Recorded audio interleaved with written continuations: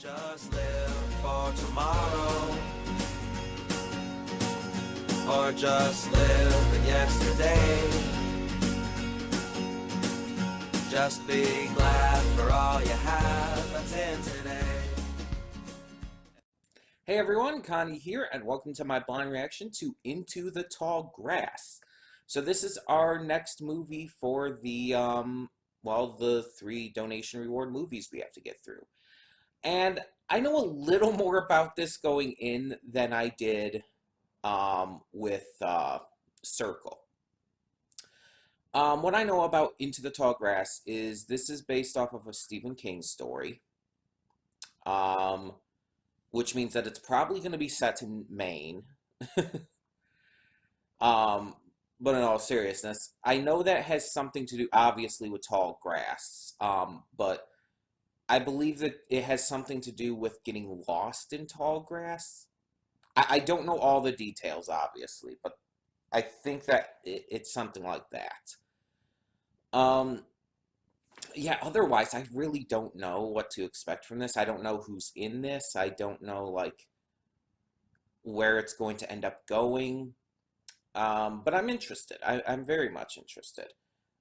Stephen King movies based on Stephen King stories, I should say, are always kind of hit or miss for me. Some of them are really good, like the original It miniseries, which was kind of edited into a movie itself. But some of them are not so good. Like the It remakes with Bill Skarsgård as Pennywise. Those are terrible. But yeah, it's just like, I mean, there's other, obviously, outside of It movies that I could name too, but still. And there are also some that are just kind of in the middle that aren't really like super impressive, but aren't terrible either. I would consider Rose Red one of those. I think that's what it's called, Rose Red. Uh, Rose Red or Ruby Red, something like that. But yeah, that one I would consider one of those. But all in all, yeah, it's just kind of a hit or miss for me when it comes to Stephen King stories. We're just gonna kind of have to see. We're going to kind of have to see and judge it based on what we got.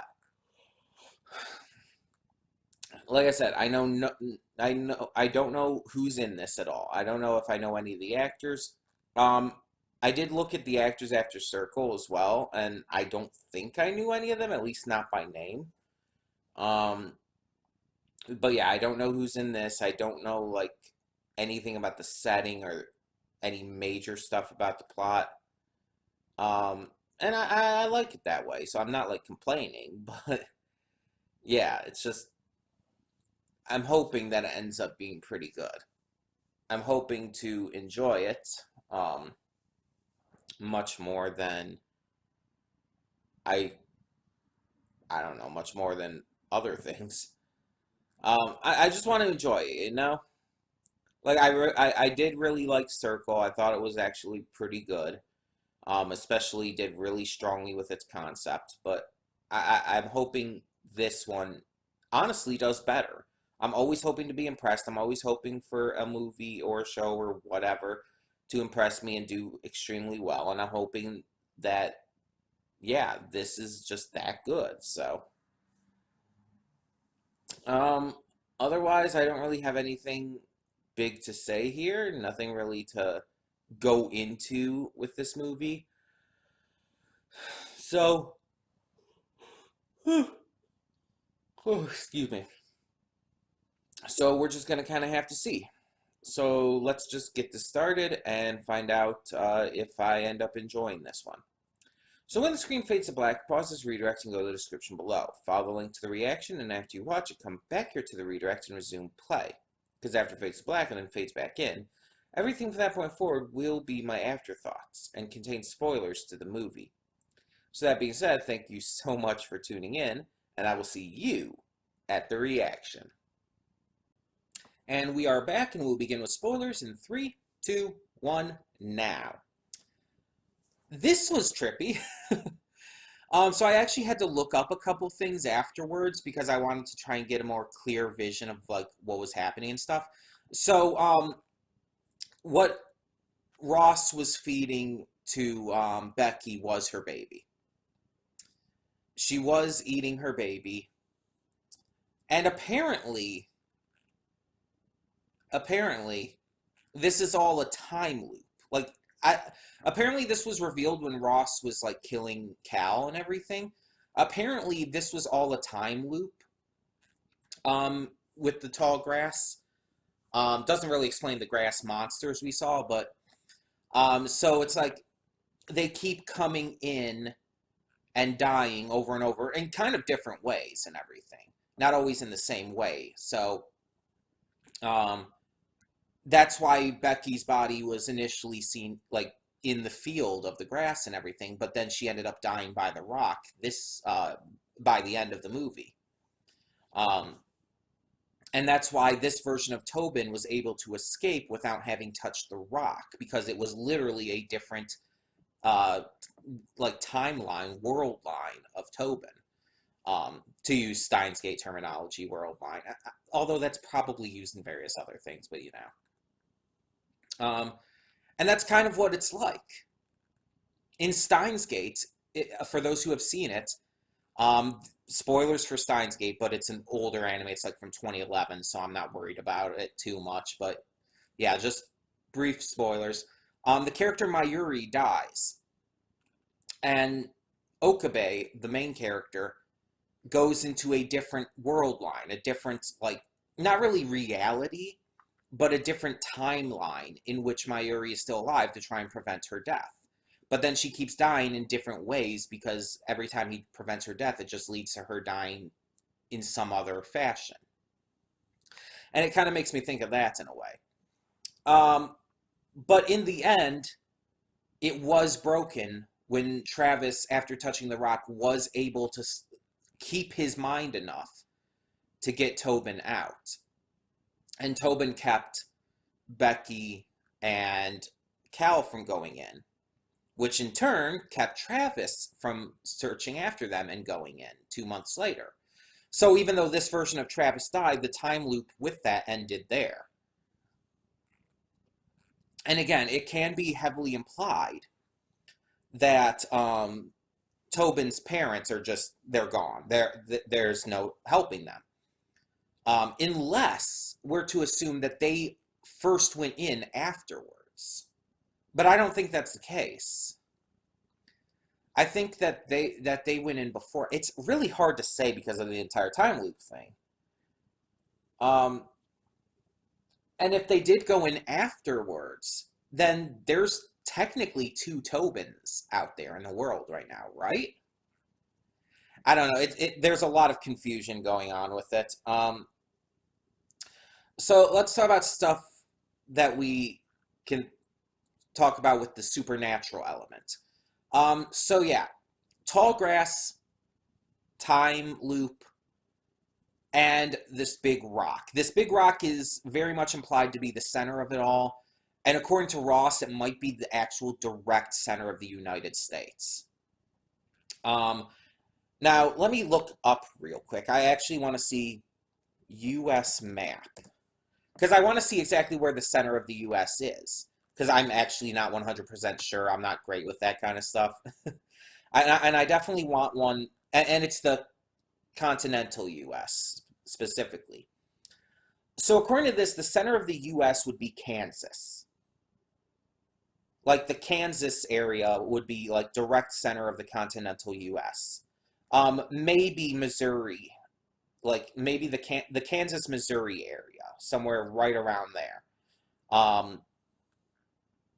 So if those are the direct center of the continental U.S., I could see this kind of setting being in Kansas or Missouri, for sure.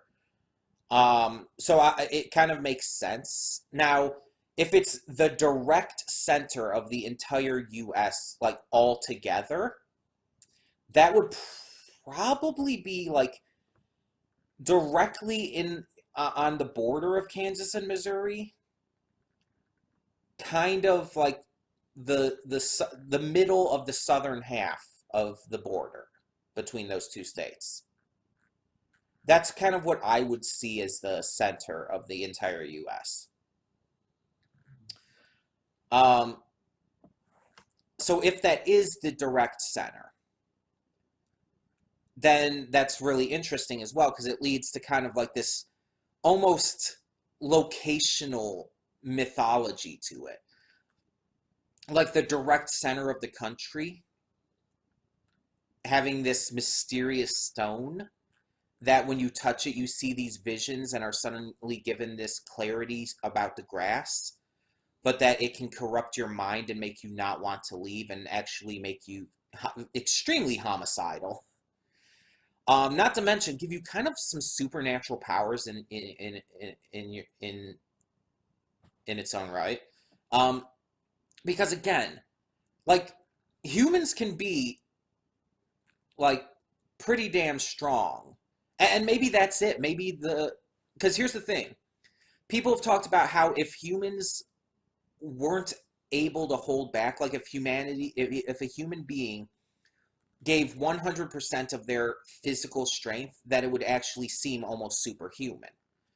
And it's our conscience and stuff. It's our ability to hold back that keeps us from being as strong as we can be. Even the strongest people out there, the bodybuilders and stuff, even they technically hold back most of the time.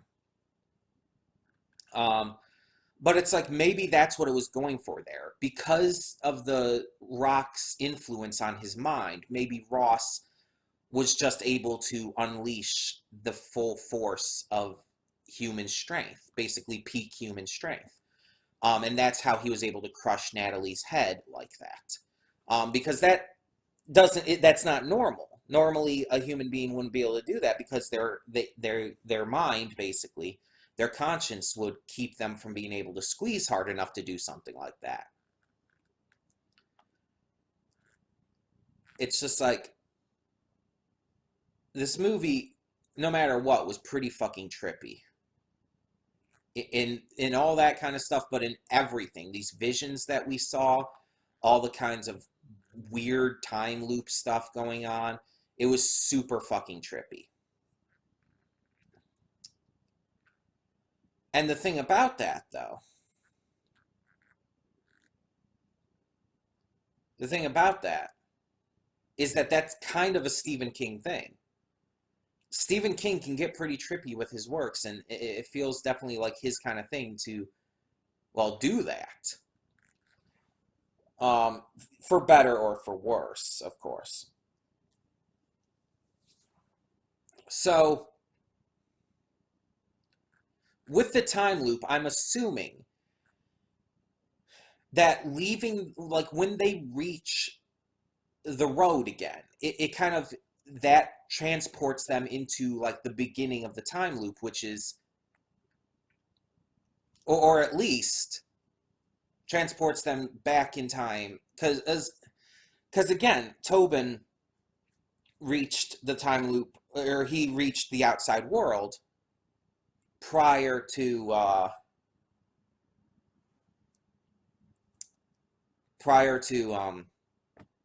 Becky and Cal going in. But it's not entirely clear if his family had gone in already at that point. It's kind of unclear as to when they went in comparison. Actually, let me check something real quick. If I check the synopsis here,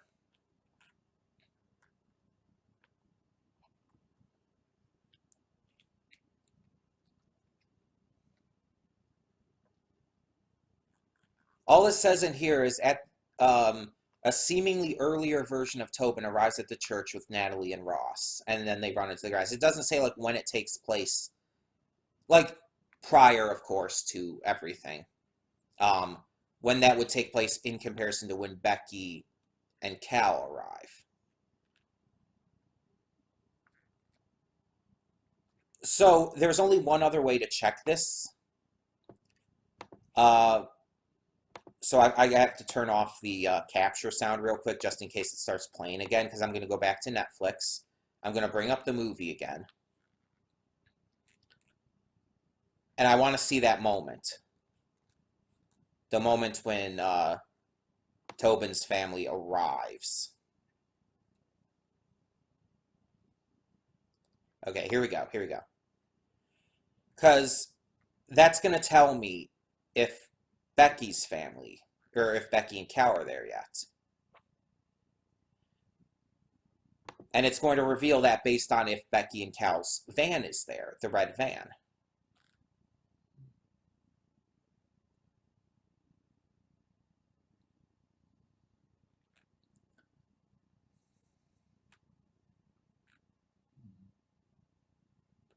It does not look like it. Does not look like the red van is there.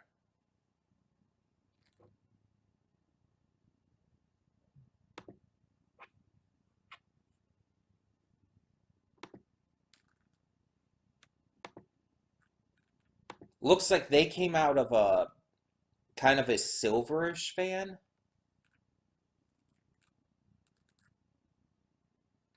Yeah, they came from a silverish van. So real quick, I'm going to check to see if the silverish van is there when they arrive, when Becky and Cal arrive.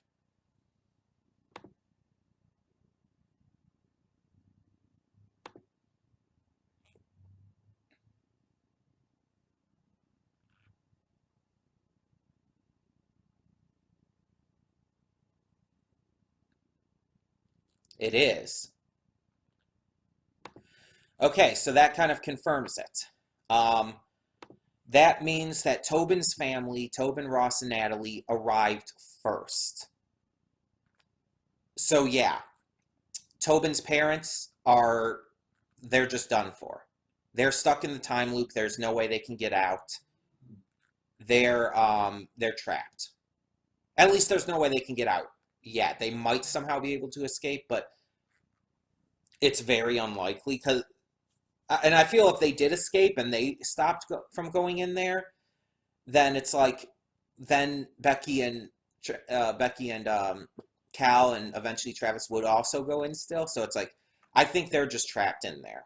I think that they're kind of like lost causes based on the ending kind of being this happy ending that Becky, Cal, and Tobin are have all escaped. I assume it's supposed to be this kind of happy ending, like okay, these three made it. But it kind of implies in that kind of same scenario that Tobin's parents did not. So yeah, I'm assuming that Natalie and Ross are just lost to the grass. Um, so let's talk about the characters real quick. Um, Tobin, when he's first introduced, is very creepy. He's touched the rock in that timeline. Um, and everything he says is just extremely off-putting. When we meet Tobin later as like as like not having touched the rock Tobin, he's a kid. He's a likable, nice, just pretty standard kid. Not too much to say about him character-wise because of that. Um, Cal and Becky. They seem to be pretty nice. Cal seems to be a little overprotective of his sister. And there's kind of this soft implication by Travis and whatnot, and I think by Ross maybe too, that Cal might have some incestuous feelings towards Becky. But I don't think that was actually the case. I think that that was just kind of a thing that, again, Travis and maybe Ross again, I think, had implied to kind of get in Cal's head, to mess with his head and to like fuck with him. Um, just because he is overprotective of her. And maybe does it just isn't well, as it was basically said, isn't like seeing anybody being right for her. Because that the kind of thing does happen very often, actually, where an older sibling will be very overprotective of a younger sibling to where they will think that no one is right for them romantically. Um, so yeah, yeah, there is that to take into account. Um, I think Cal is just he cares greatly for Becky, and he wants to see her happy and wants to see her have a happy life. Which again, every time prior to the before they entered the grass, and then after at the very end when they hadn't entered the grass, we saw that Cal was always constantly making sure with Becky. It's like, are you sure? And everything. And it's like he was checking in on her and stuff. He wanted to make sure everything was safe and everything was good, and she uh that she was sure about every decision she was making. He was worried about her, and he was acting in a way where he felt he was trying to protect and help her. Becky Becky seems really nice, but a little bit maybe unsure of herself.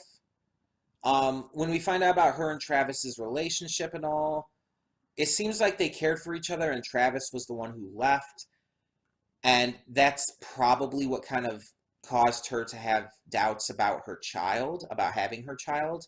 Well, not really having the child, because they were still going to have the child, but like raising the baby herself. Um, so instead, um,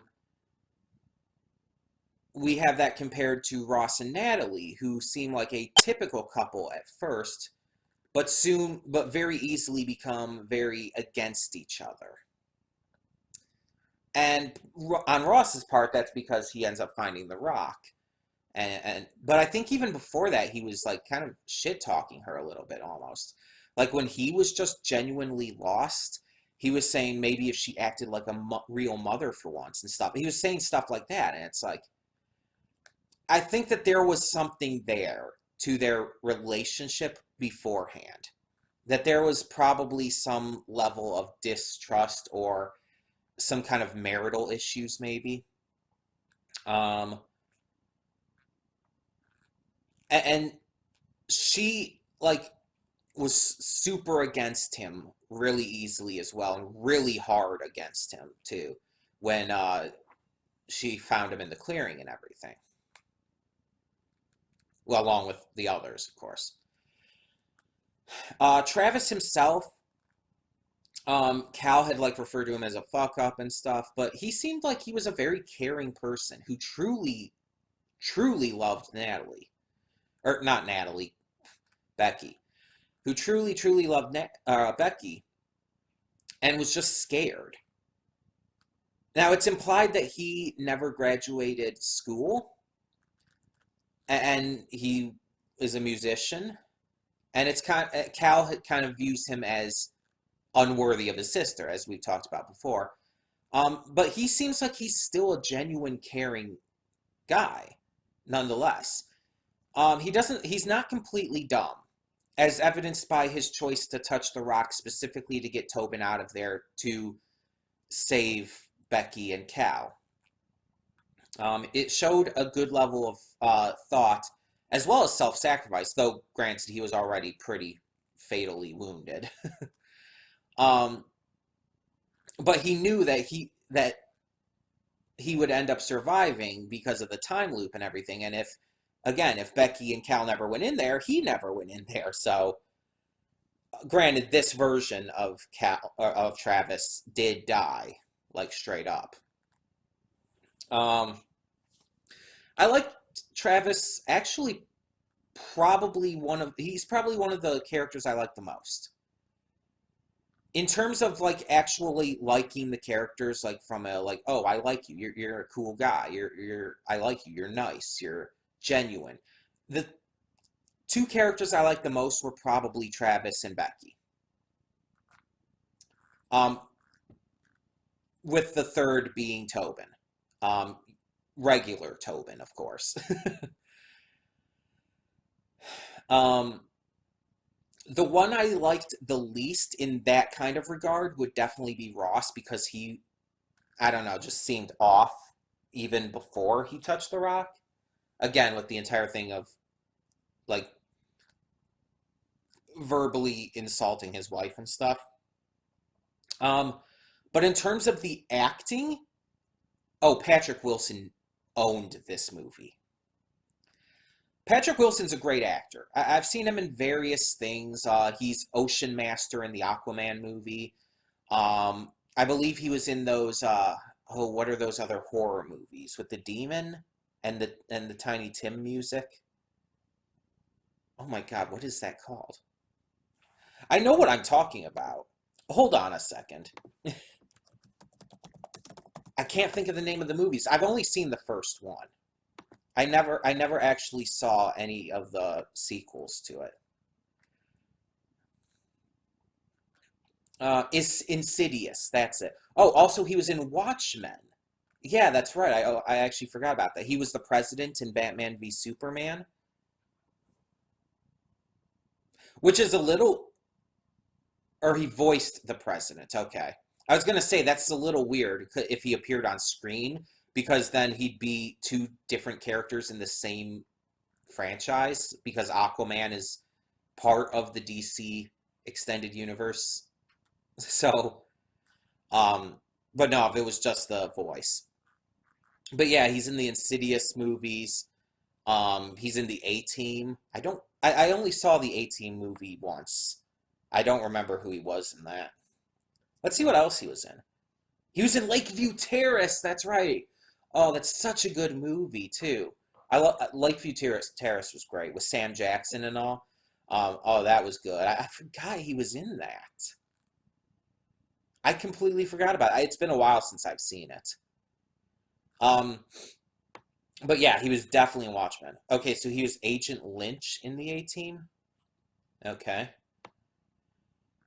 But yeah, he was in Insidious. He was in The Conjuring. He was in Annabelle, which I actually never saw. He was in The Nun, which I hadn't seen either. He's in the Fargo TV series. He's been in a bunch of things. He's definitely like become known a lot for horror because of Insidious and the Conjuring movies. But he's done various other things too, like the superhero stuff with the DC EU. Um, and obviously, of course, with Watchmen. But yeah, it's like he's a pretty well-known actor, and he's really good. He is really good. So it's like he did amazing in this film. He was great at portraying uh, both sides of Ross's character, both pre-touching the Rock and post-touching the Rock. So I really liked that. The other actors were pretty good too. Again, I did really like Travis's actor. Becky's actor was good. Cal's actor was probably the weakest. I don't know, something about it felt like he was, an actor portraying a character rather than he felt like the character himself. He wasn't terrible. I've seen much worse, but yeah, it's like could have been better. Um, but yeah, it's just this was a very interesting film.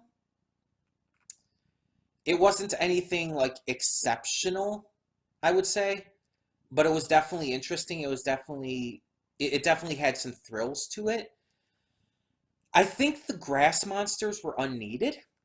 I really don't think that part was needed at all. Like the visions and stuff, fine, but why were there grass creatures? Like was that actually worthwhile? It didn't lead to anything. They were there for literally one scene. They carried Becky to the Rock. That is it.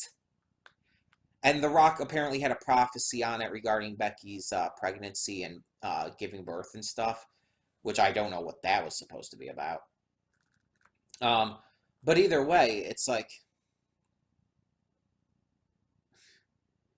why were they in there? It didn't feel necessary. It didn't add anything to the story. It didn't add anything to the mysterious mythology of this rock, really. It just felt kind of unnecessary. I mean, it wasn't like anything terrible. It like wasn't bad to have that in there, but it just felt completely unnecessary.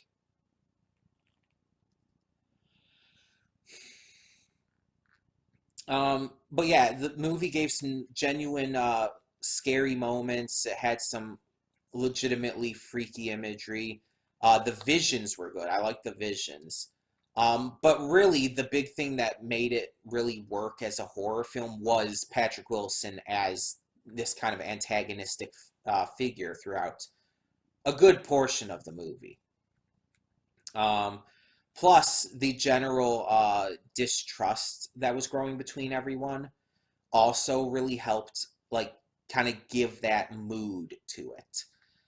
So, all in all, I think this was a good movie. Nothing great. Not as good as The Circle. I think I was definitely more into The Circle, or just Circle. I guess it wasn't The Circle, it was just Circle. I think I was more into that one, though, than this one. Um, but this one was by no means bad. It was definitely one of Stephen King's movies that was on the upper scale. More up there with the classic Stephen or Tim Curry. Why did I say Stephen? The original Tim Curry It movie or miniseries, whatever you want to refer to it as. Definitely kind of more up there on the scale of that, rather than on the bottom scale with stuff like Cell. Cell was terrible. um, excuse me. But either way, yeah, yeah. I think that this was a really interesting film, and I definitely enjoyed watching it. So tell me in the comments below what you guys thought of it. And for now, I'm Connie, and I'm signing off. See y'all next time.